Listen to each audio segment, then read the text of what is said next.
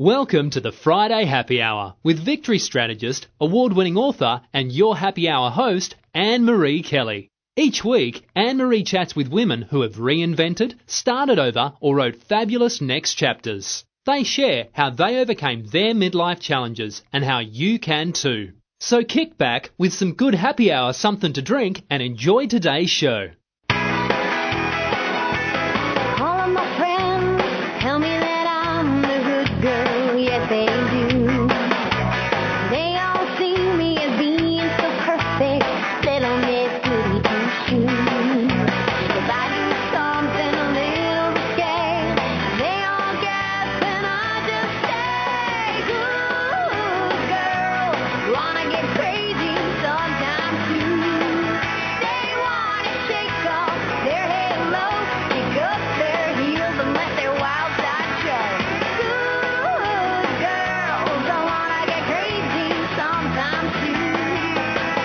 Welcome. You're listening to the Friday Happy Hour with me, Annmarie Kelly.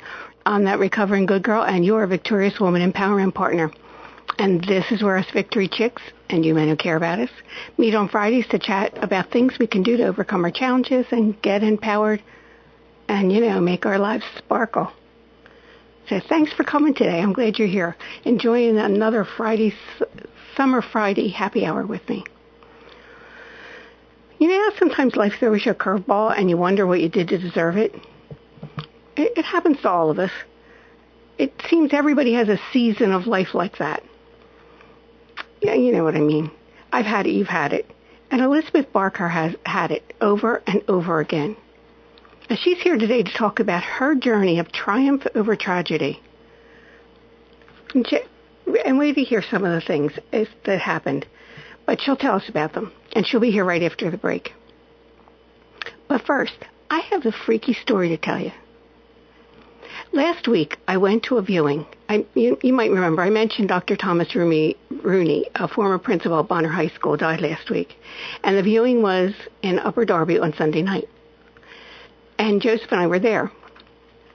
And then, on the way home, driving up Westchester Pike, back towards Westchester, as I passed Manoa Road and the Lanark Country Club, some of you know where I'm talking about, I caught a glimpse of Sacred Heart Church right on Manoa Road, and I thought about my parents and their house, their very first house on Shelburne Road in Avertown. Their house was literally 6 or 7 houses down from the church, and I had a sudden compulsion to drive past it. The single in Shelburne was my mom's favorite home. Even though she lived in the house I grew up in on Drexel Avenue for 50 years, more than 50 years, she had an everlasting fondness for that single in Shelburne. In fact, even after she stopped driving, and if I was with her, I would sometimes drive her past the house and sometimes go to the church with her. And I'll tell you why that was important in a minute. But when we would drive past the single in Shelburne, she would tell me some story, one of her memories from that time. So I got to sort of know the house. Well, maybe it was just having been at the viewing that had me thinking about it. Whatever it was, I asked Joseph to drive down the road. And as we passed Sacred Heart Church and turned the corner onto Shelburne Road, I couldn't quite remember the exact house number. But I had it in my head, 131. So Joseph and I drove down the street slowly to see if I could find it. And we got to 131, and I saw that it had a sale sign. It wasn't until we drove past the house for the third time, because we drove down, Joseph drove fast, so I said, no, we have to drive down again. So we drove past it for the third time when I realized that it was a Keller Williams agent, my friend Carol Luskin. I thought how strange it would be if the house my parents sold in 1953 could now be being sold to somebody else by one of my friends. Isn't that a strange thing? It was a little freaky to me. So when I got home, I looked on the Delaware County Courthouse website to see if I could find the chain of ownership, but the online records don't go back that far. What it did go back to the two owners ago. And those people, the last owners lived in the single on Shelburne since December of 1953. That was the same month and year that my parents moved to Drexel Avenue, to the Drexel Avenue house. So I was intrigued. So on Monday, I emailed Carol to see if she had the chain of ownership. What was odd was that because it's a low priority thing, I usually procrastinate, and chances are I could have not sent an email to Carol for who knows how long, but I didn't do that this time. So I emailed her and I asked her about the chain of ownership, and Carol could only tell me one more thing than what I knew, and that was that the single on Shelbourne one was the only house on that street that was sold in 1953. So it had to be the same one. So then I asked Carol if I could, next time she had to go there on business, I asked her if I could join her, just to take a look at the place. That single in Shelbourne, so here was the thing, that single in Shelbourne was going to settlement. This was Monday I was having that email with Carol. It was going to settlement on Thursday. And on Tuesday, the next day, Carol had to meet the inspector at 9:30 in the morning. She said if I could meet her at 9:30, then I could take a quick look through the house. So, because I'm not crazy busy enough, I said I would. And I'm so glad I did. I thought, but I felt when I got there, I wanted that I would take some pictures to see how they compare with some of the old black and white photos that I have from my mom. But I didn't do that. Realtor.com has all the pictures that I probably would have needed, and they were professionally done and not on my phone. So I didn't need to take pictures, but I was looking for things. My mom told me some interesting things about the house, and I wanted to put some meat on the bones of those stories.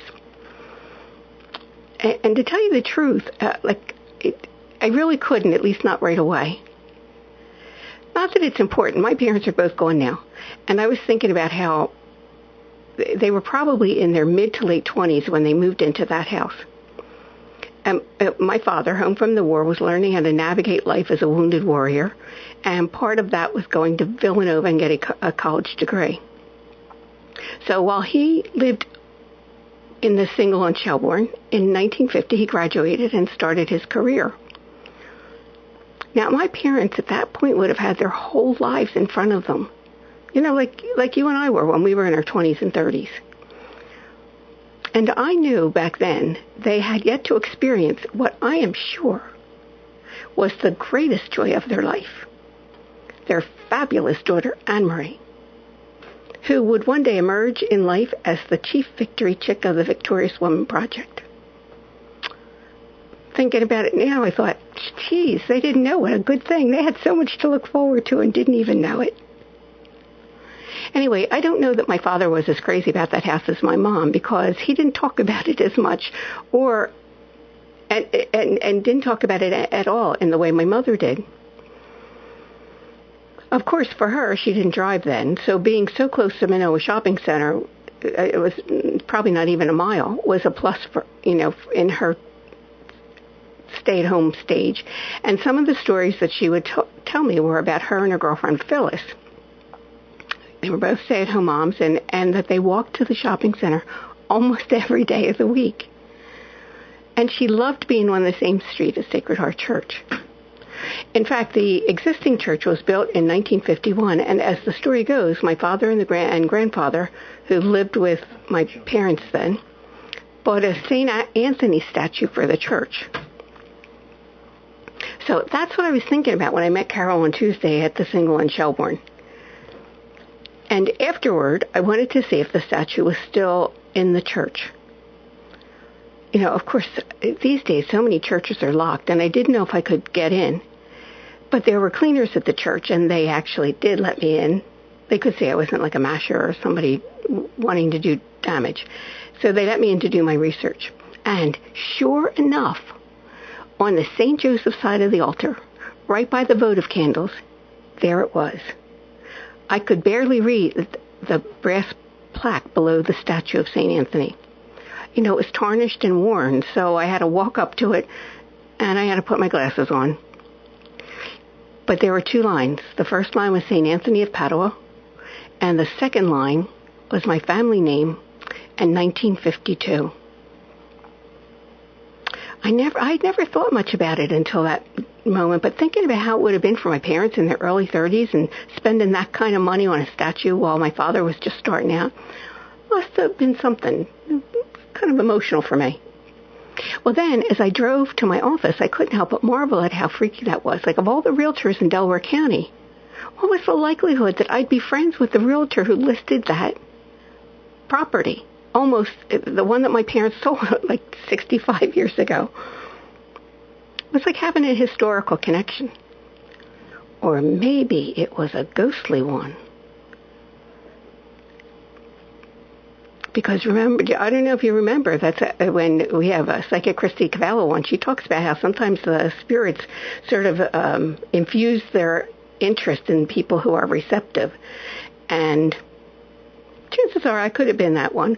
Or, yeah, I would think it could have possibly have been my mother that was interested in going back to the house if she, like, put that bug in my head. So isn't that freaky? I love that kind of stuff. But you know what? Also this week there was another historical reminder. It was O.J. Simpson was up for parole. Now, I couldn't believe that parole hearing was on radio and TV. And I didn't listen to much of it. I was in between appointments, and I did hear the stunning talk from O.J. Simpson, talking about how he was a good Christian and had led a conflict-free life. As I listened to that, what came to my mind was a conversation with one of our past guests, Dr. Craig Malkin, who wrote that book, Rethinking Narcissism. And I was also thinking about the interview I did with Mary Jo Buttafuoco. Remember the Long Island Lolita where Joey and teenager Amy Fisher were having an affair, and then Amy shot Mary Jo in the head. Mary Jo said it took her years to realize that Joey was a sociopath. So she wrote a book about that experience to warn others what it's like to live with that kind of mental illness. Our guest today wrote a book that not about mental illness, but about challenges. When Liz Barker found out that she was pregnant with her first child, she was ecstatic. And she had a pretty easy pregnancy, too, just as she had planned.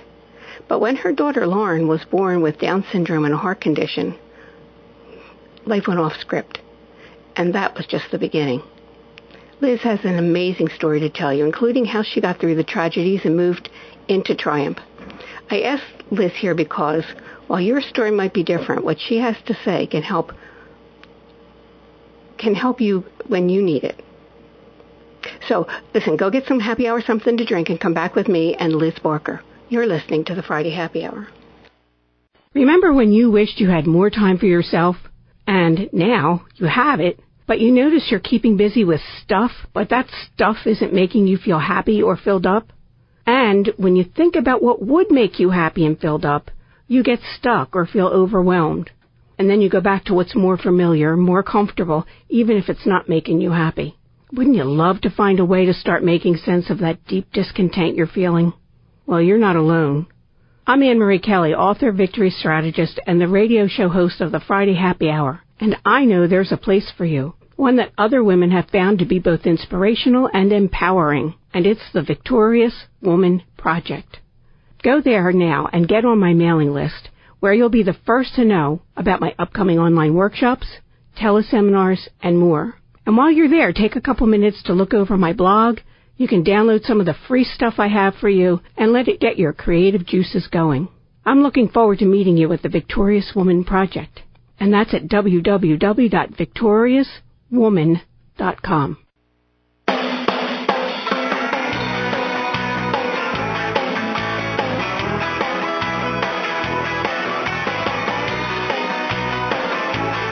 Welcome back to the Friday Happy Hour. I'm Annmarie Kelly, and today I'm here with Liz Barker. Welcome to Happy Hour, Liz. Hi, thanks for having me, Annmarie. Oh, I'm glad you could come. Listen, Liz, you're a local victory chick. You married, and at the time your Changed by Chance story begins, you were living in Phoenixville and pretty much living out your dreams, right? Yes.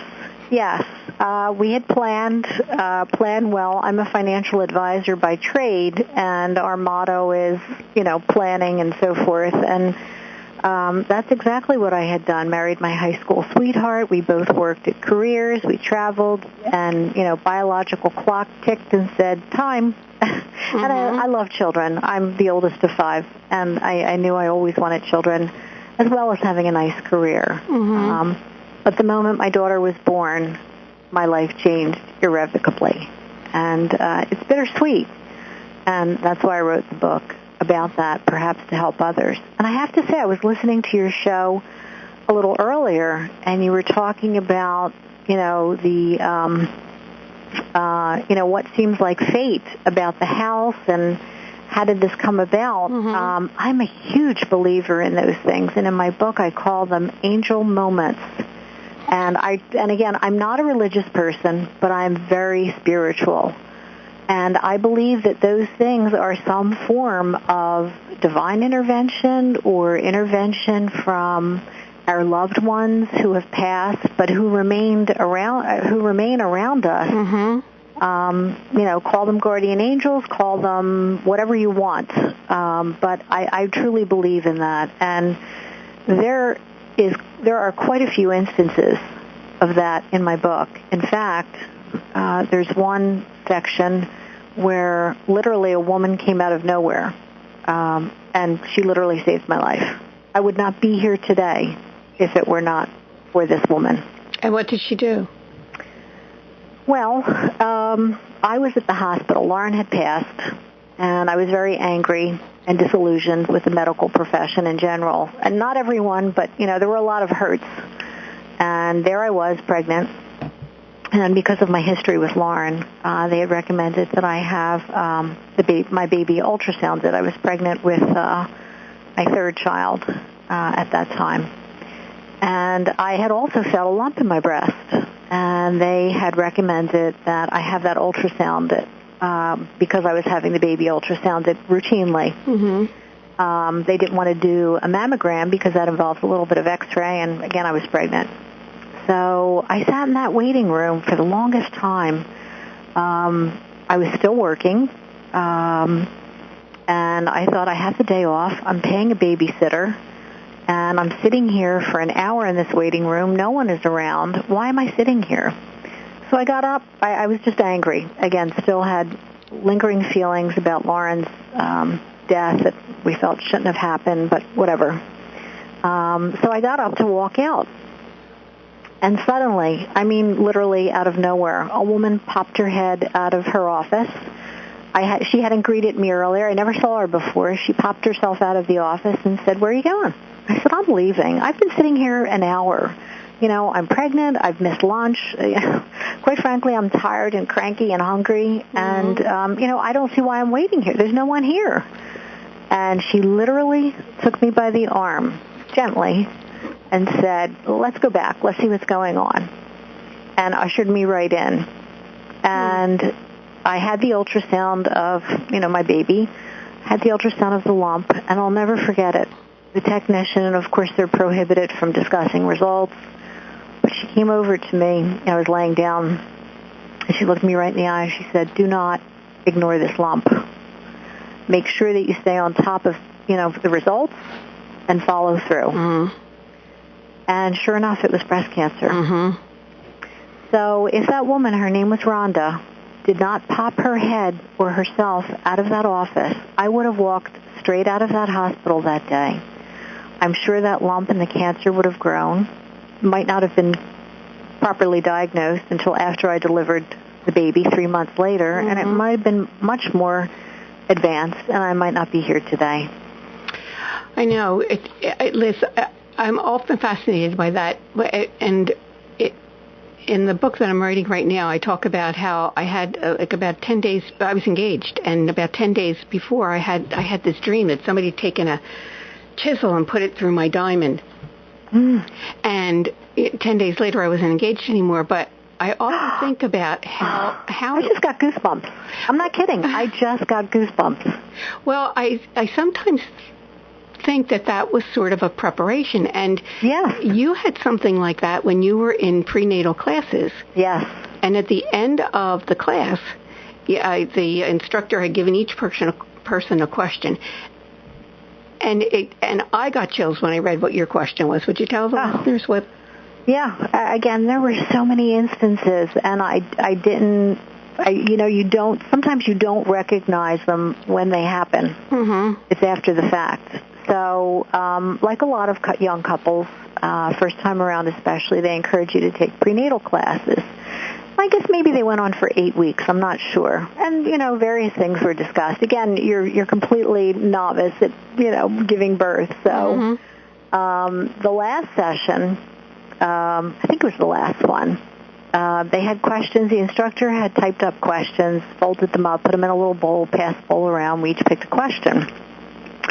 And a lot of them were somewhat routine, what if you were, hell-bent on having natural childbirth, which was, a big thing back then, and suddenly you had to have a C-section, or you had to have medication? What if, you had to be induced, or various things, various unexpected scenarios. Right. I mean, everything was nice for the 7 weeks, and then at the 8th week, I guess maybe it's to give you a reality check. Well, the question that Jim and I picked was, what would you do if your child was born with a life-threatening illness or handicap? And, here we are, extremely healthy individuals, no family history of any, thank God, no family history of any significant, diseases or disorders. Yes, my dad had a heart condition. His father had a heart condition. But, sometimes that comes with the territory as you grow older. My mother had blood pressure, but nothing like MS or cerebral palsy, nothing like that. That's, more related to children or newborns. No one had ever miscarried. No one ever had any significant issues. Then again, Jim and I are both the oldest, but none of my cousins, none of my older cousins, etc. So we didn't know what to say. We thought, how could this be? We don't. I don't have any substance abuse issues. I'm healthy. So we just kind of said, well, I guess we would deal with it. And we were just thinking, boy, that's not going to be us. Yeah, oh, no. yeah, you're not thinking, that ain't going to happen. I'll just say this. No. Yeah. Not at all. So. Liz, and of course, not long after that, Lauren was born, and she was born with Down syndrome and a heart condition. And I'm just wondering, is the way that it happened with me, and when you get those little angel moments, and for you it was that question, do you think that that in some way there was an unconscious preparation? I do, and there's another instance in the book I'll tell you quickly. I was on a business trip. Lauren was due mid-April. I went on this business trip to the Bahamas around my birthday, January 20th. And so my husband and I were walking in the straw market in the Bahamas. And, I had the big belly and and feeling, you kind of waddle a little bit. And, I really put some weight on when I was pregnant, which, is a healthy thing. But, you that's what all the Italians change your walk and your sitting and everything. It's a whole different thing. But in any case, I stumbled on a step, on a curb, I should say. And, the streets were kind of broken down there. And this happened in a flash, and I just got a goosebump again myself. One of the native women, an older woman, grabbed my arm to help me, and she looked me, like dead in the eye and said, "You don't look over 35. And I thought, what kind of a thing is that to say to a person, and then let alone to a stranger? Yeah. I thought, that's peculiar, and she just seemed odd, but she looked me right in the eye. And that meant nothing to me at the time. And for those of you who know me, I actually I think I've always appeared a lot younger than I am. And I thought that was just a strange question. And you weren't even near 35. No, I was 29. Yeah. And like I said, often I was, mistaken to be much younger. So again, at the moment, didn't think anything of it. But after the fact, and I didn't think about it, of course, once Lauren was born, that we were thrown into a whole cyclone of events. But it was only much later that it came back to me, and I thought, was that woman a seer or a psychic? Did she look at me, because the statistics, if you're over 35, you have more chance of having a child with Down syndrome. Right. And, did she, and she specifically said 35. Yeah, it's so strange. It's something you don't forget. And I thought, maybe she was a little tickler, the question at the childbirth class. Because it's stuck in your mind. Yeah, this chance encounter. Oh, you don't forget something like that. It's just the way she looked at me, too. Mm-hmm. It's, one of those moments. Liz, we need to go for a break, but when we come back, I want to talk a little bit about Lauren and some of the other things that happened with you. Sure. So everybody stay close. You're listening to the Friday Happy Hour. Hi, this is Annmarie Kelly, author, victory strategist, and the radio show host of the Friday Happy Hour. I trust you're enjoying my conversation with this fabulous, victorious woman. If you're getting inspired with ideas and feeling empowered, this is just the tip of the iceberg. There's more for you. Tips, downloads, resources at the Victorious Woman Project. Go to victoriouswoman.com and look around and get on my mailing list so you can be the first to know about the newest good things I have for you. That's www.victoriouswoman.com.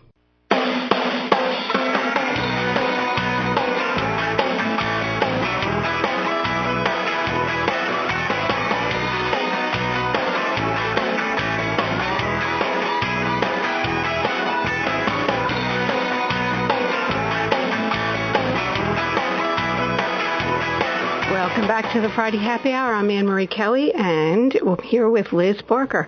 Hello. We were talking a little bit about your daughter, Lauren, when you were pregnant, and when did you first realize something was wrong with Lauren? I guess a mother's instinct, taking those classes and so forth, and I mentioned this in my book, too. I looked at her, and, I'm groggy after, hard labor, and I looked at her, and she was kind of a dusky blue. She wasn't, a pink, healthy color. And, again, I was groggy, but I remember immediately thinking, something's wrong with her. She doesn't look right. And then I say to myself, oh my God, how hard am I to say that? I mean, she was beautiful. She was a big baby. I knew she was like over 9 pounds. Yeah, big 9 baby, pounds, 14 full head of hair, perfectly formed. But I remember looking at her saying, what's wrong with her? I think that was it. The thought came into my head, what's wrong with her? And then I thought, oh, I'm horrible. What the heck am I saying that for?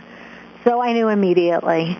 Although they didn't know. She was dusky, as they call it, because due to lack of oxygen, they wisely immediately put an oxygen mask on her. And I think it's, towards the end of labor, she was in distress because my labor was, my birth with her was so easy. I got to the hospital, I was fully dilated, and they're like, well, you can start pushing when the contractions start. And I thought, oh my God, this is a dream come true. And then as she started coming down the birth canal, I guess, they had the fetal monitor on her, and she started going into distress. Then they moved me into, the bright lights of I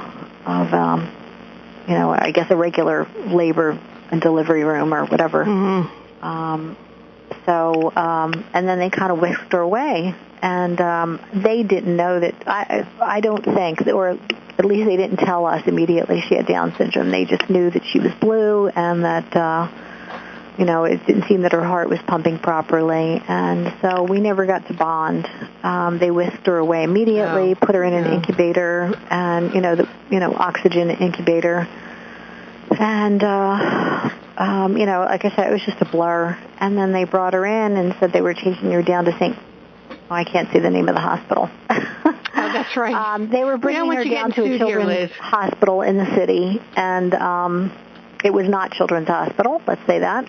But they were bringing, a specialist children's hospital in the city because she needed urgent care. And, the paramedics brought her in and asked me to baptize her, and I thought, oh my God, this is so, this is a total 360 from what you think is going to happen. And, all the nice bonding and parents visiting and well wishes. Yeah, all the stuff you were looking forward to. Yeah, totally turned into a nightmare. But, I felt for her. And right away she had to have heart surgery.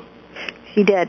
They had us baptize her with a little cup from the bathroom and asked us to baptize her because we're Catholic, before they took her away. Mm-hmm. So, quite a morning. And your life changed so dramatically because all of a sudden you Oh yeah. And you know what struck me so much when I was reading Change by Chance, Liz, was that not too long before Lauren was born, you changed your insurance. Oh yes, that was a nightmare. I can't say enough bad things about HMO. Mm-hmm. They put me through the ringer. It was most difficult to face all of this so suddenly and traumatically. But the type of managed care and the hell that they put us, and more so my daughter. I could go through it all over again, but it just grieved me, which is, I think we're kind of talking prematurely, but I developed breast cancer. I think it was from all the stress and the anxiety and the hurt and the heartbreak, just seeing my child sometimes suffer needlessly because of their protocols.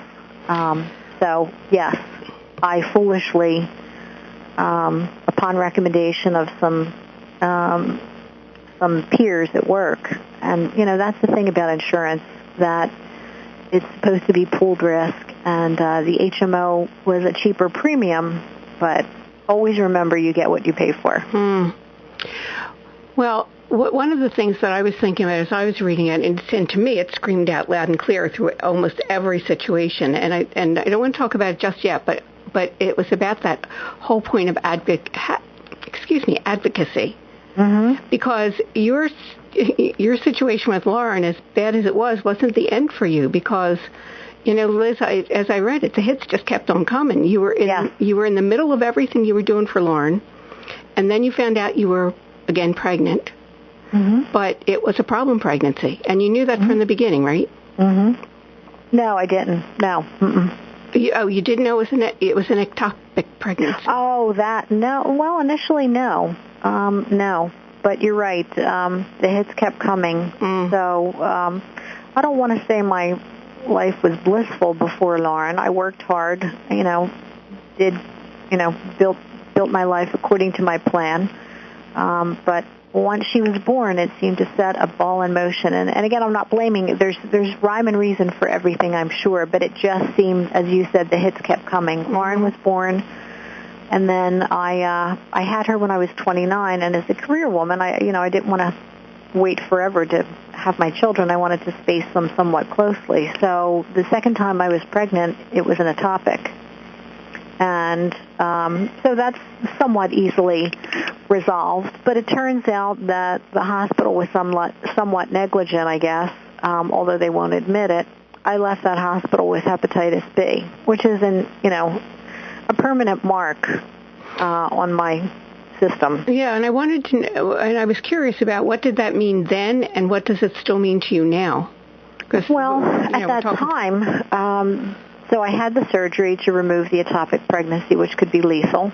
The implications were that one tube is damaged, even though we caught it early and it didn't burst, which would have been life-threatening. It still creates scar tissue and reduces the chances of success for pregnancy with that tube. Of course, we have two tubes, we women. So that was one implication. After surgery, I just couldn't seem to recover. I was fatigued, just complete exhaustion.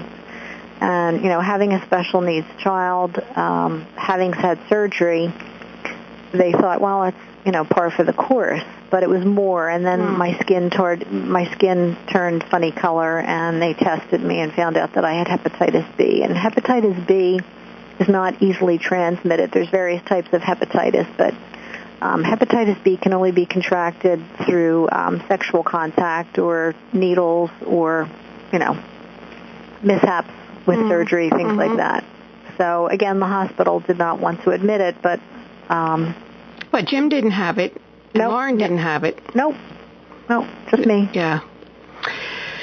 So that was mishap number 2. So then, and I had to laugh because at some point in Change by Chance, you say, well, fertility wasn't a problem because you got pregnant again. I did. And this time with your son, James. Yes, and that was uneventful, thank God. Yeah. Here was the thing I was wondering, because you were tested and you knew that you were having a son, you knew everything was good. But how nerve-wracking was that pregnancy? It still was. It still was, because Lauren was enrolled in a wonderful, wonderful early intervention program, but it opened up a whole new world. I realized that, having a healthy baby isn't as easy. Many of us, including myself, took it for granted. There are many unexplained things that can happen, before, during, and after birth that can, impact a child. And it truly is a blessing, if the child is completely healthy. So, yes, I had genetic testing. I didn't want another surprise. I don't know what I would have done if I had found out something. I honestly don't know. It's one of those questions you don't know until you're faced with it. Mm-hmm. But thankfully, I knew that I was having a healthy baby boy. But it still didn't rule out the possibility of the infinite number of things that can go wrong. So, of course, I was worried, and I had seen so much from the other lovely little children at Lauren's school, whether it was, cerebral palsy and, like I said, cystic fibrosis, or just, trauma at birth due to, just things that can go wrong. So, and then around that same time that James was born, Lauren went in for a second surgery. Yes.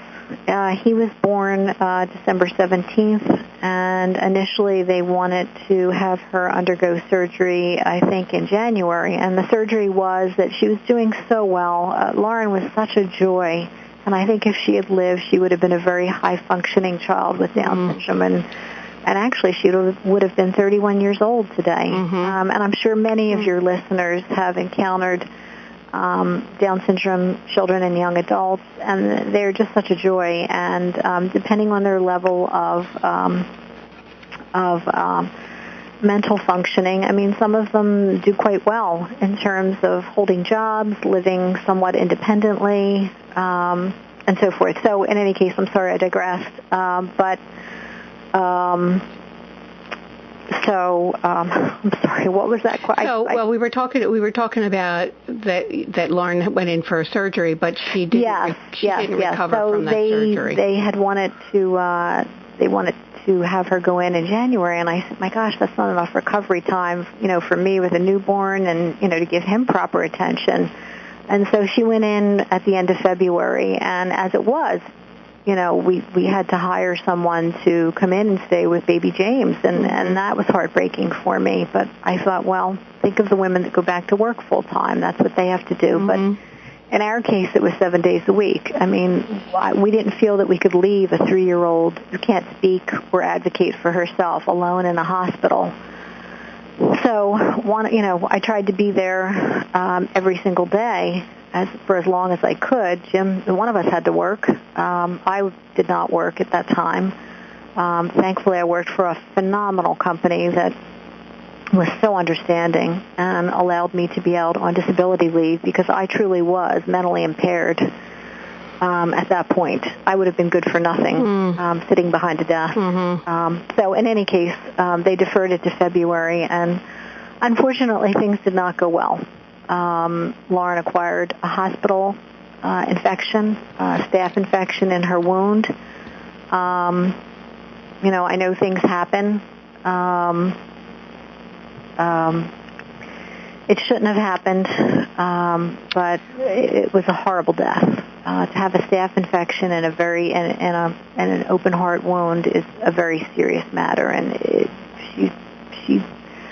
she was sedated heavily, but we just watched her die a very slow, horrible death. It was something that no parent should ever have to deal with. And then you still had James at home, and I did. And then you were back there. Liz, we need to take another break, so we're going to go. And then when we come back, I want to talk a little bit about your breast cancer, but I want to talk about the advocacy that you.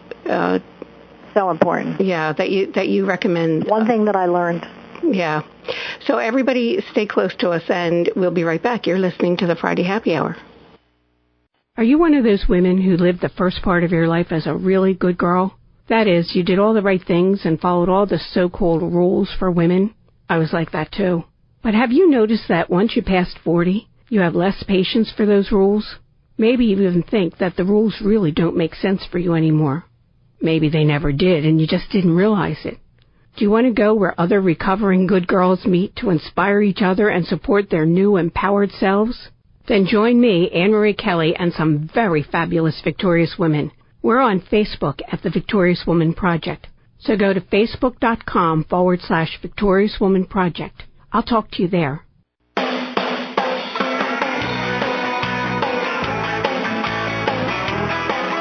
Welcome back to the Friday Happy Hour. I'm Annmarie Kelly. I'm here with Liz Barker. We have just been talking about her daughter who was born with Down syndrome and had a heart condition and surgery that didn't go well. And unfortunately, Liz, Lauren died.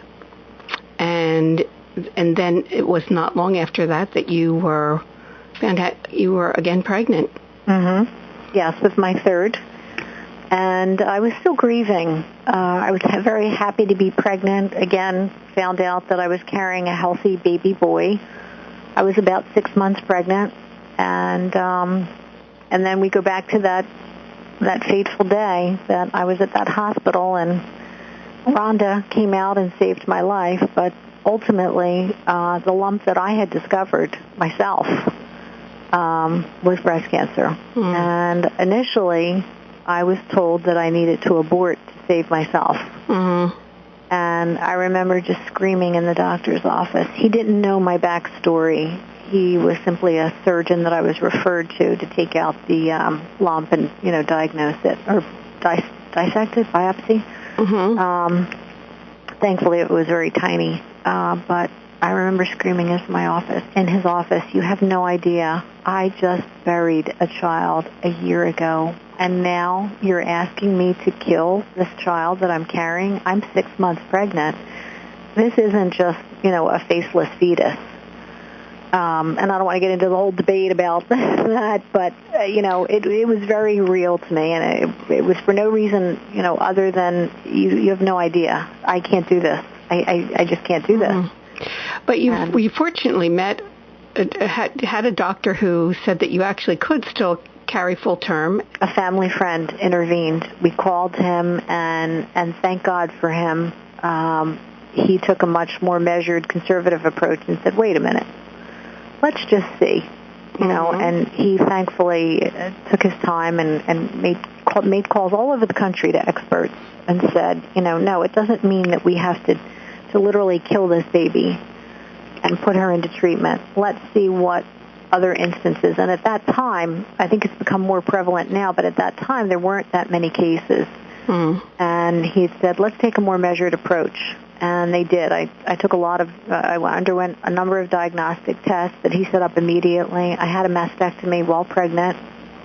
Thankfully, they found that although 2 lymph nodes were involved, which isn't great, but it's not bad. I mean, it's not good, but it's certainly not bad. But lymph node involvement means the cancer cells were in my system rotating. Mm-hmm. So I couldn't have radiation because I was pregnant, but there had been other cases where women had chemo. So there I was.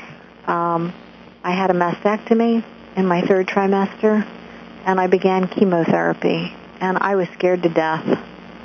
I thought, what in the world will this baby look like after me taking these horrible toxic chemicals? But I thought, I've got to do it. If they state this is a chance for me and for my baby, I'm doing it. Whatever it takes, I will do it. And I remember when I was in labor and delivery, I just prayed and prayed. And again, I'm not a religious person, but I just said, please, please, please, let him be normal. Let him be healthy. And he was, thank God. And so there you were. You had a toddler and a newborn. You were still going for chemotherapy. Yes. And the one thing that just jumped out, as I said earlier, that just jumped out at me for everything that happened with the HMO and with one hospital and one doctor, and you had some terrible experiences. Yes, I did. But you're a Capricorn. And I'm a Capricorn, so we know you fight for what's right, and you don't give in and you don't give up. Yep. And it isn't always easy. But the thing that jumped out for me was that you learned to become a life advocate, and that's what you work with other people with now, to become that. What are the things that we need to know to become an advocate for ourselves? I think when we're talking about like in the medical field.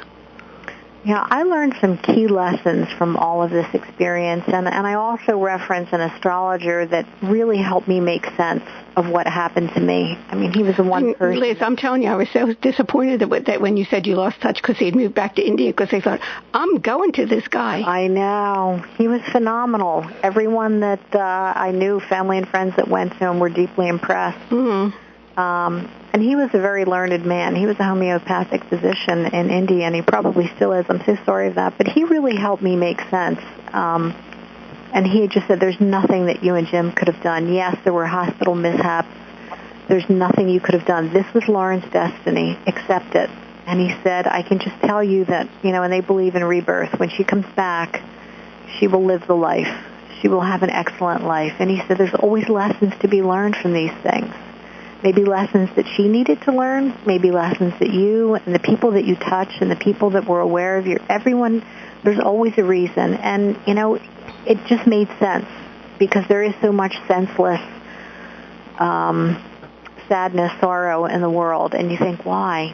But I've just learned to take his approach that, for whatever reason, maybe in a previous life, maybe in this life, whatever, we need to learn certain lessons, and maybe what happens to us might influence or help others. Maybe others, and that's why I wrote the book. And he kind of alluded to that I would share my story and help others at some point. He was very, very vague about it, but he did hint at that. And you do talk about some of the things that you learned. You have the 3 R's of survival tactics. Yep. When something horrible happens, I mean, you can crawl up in a ball and hide, or immerse yourself in a bottle or drugs to pretend it's not there, but it is. So I think it's just a very simple, pragmatic approach. Maybe not easily enforceable, but the 3 steps are recognized. Accept. Lauren was born with a fatal health condition. I need to accept it. There's no questioning it. Just accept it. It happened. So what do I do next? Then I need to do my homework. I need to research. It's the 3 R's. Recognize, research, react. So accept it, whatever it is, whether you caused it or didn't cause it. Research. What are my options? What am I going to do now? What are my choices? And then react. Do it. Because it's there. But Liz, and this probably wasn't true with Lauren, but the internet has so much stuff on it now. How do you discern what is, worthwhile stuff and that you should react to and what you should just trash? I learned this too when I was seeking somewhat of a career change. The best thing is to find mentors or seek out individuals. And although you're right, the internet's filled with this and that, one of the best resources are support groups. And again, in the 80s when I had Lauren, there really wasn't, the internet wasn't around. But now there's a support group for virtually every ailment or illness out there. And the people who have been through it are your best resource. So, and I found that to be, we had the Down syndrome interest group, and it was a wealth of information, and it was nice to hear from, I had a baby. I wanted to hear from people that had school-age children or teenagers or even adults. What can I expect? And I think those are often your best resource. And for breast cancer, Living Beyond Breast Cancer, excellent, excellent resource group. Other women who have walked your steps. So I think I think mentors, if you want to call them that, or guides, I think they're your best resource. Liz, how can my listeners get a copy of Changed by Chance? I would love for them to visit my website. My website is www.changedbychance.com. That's changedbychance.com, and there's a little link on there where you can purchase the book on Amazon. It'll lead you right to Amazon. And it's actually on sale right now, too. And you know what? I put all that information on today's radio wrap-up at victoriouswoman.com, so you're easy to find. I love it. And you know what's funny? I'll share one quick tidbit. The title of my book is Changed by Chance, my story of triumph over tragedy. But, you know, the original title still resonates. I was talked out of the original title. The original title, I think, really is the theme. It's Changed by Chance, Champion by Choice. It's up to you. Mm-hmm. Choose, you know, when I sign my books, my phrase is, choose to be your own champion. And that's really important. Liz, thank you so much for coming today. I really appreciate that you stopped by. Thank you for having me. I appreciate it. Have a great weekend. You too. Bye, everyone. Well, that's just about our show for today. Got anything good planned for the weekend? I'm getting together with friends and hopefully finish the final edits to 5-Year Marriage. But I have to tell you this. Someone wanted to visit this weekend, and I told her it wasn't a good time. And actually what I said was that I discovered that while Joseph and I were out, animals got in our house and tore the place up. And they didn't, of course. And I told the woman that. What I explained was that was the only excuse I had for why my house looked the way that it did. So it just looks like Joseph and I are still having the storage wars, so we have to figure out how we're going to store whatever junk we have or throw it out. So hopefully we'll get that done this weekend. Listen, whatever you do, have fun and drink plenty of water and stay cool. Thanks for coming to Happy Hour with me today. And I don't know who said this quote, but I liked it so much I want to share it with you. Life is 10% what you make it and 90% how you take it. So think about that this weekend and come back with me next Friday. Jen's on.